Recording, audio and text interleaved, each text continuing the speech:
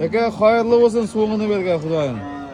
Ulan jigarlar, bitta like basinglar be. Ey malak, canın sağ olsun. Ekan bakma kaptım Allah'ım bana. Şu mala bağlı. Neçe so'm bo'ldi aka bu? 15 milyon 400 o'pdi. O'lchamadingizmi? Yo'q.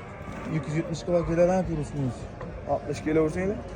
Bu ne? 100 kam 17 milyon bu. Bu 16 milyon 900 o'pdi. Ben 16 alınan malak lan o'zi sağan. 16 milyon alınan. Aldı bilmem çek adamlar. Bunu 16'ga satıp ben dedim Mahmut. 16 alın. Bunu 17 300'ge mən aldı. 17 milyon 300 o'pdi bu. 300 3 kola maaşında.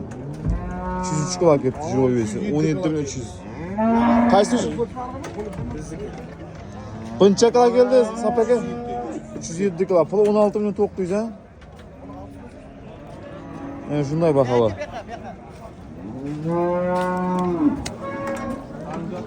Yine kaysını aldınız? Bunca oldu kaç ok? 17 milyon 700'ge aldım. 17 700. Tamam bunu. Gel al. Bunca kadar geldi ölçeriz mi?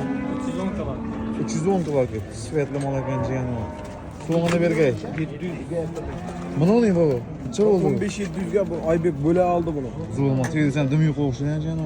Az bar çay içip oturan boş gerek bu kara çayda içip.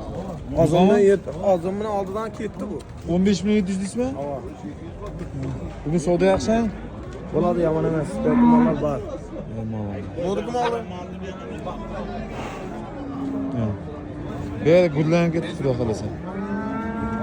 Yaxshi mollar chiqdi bozor.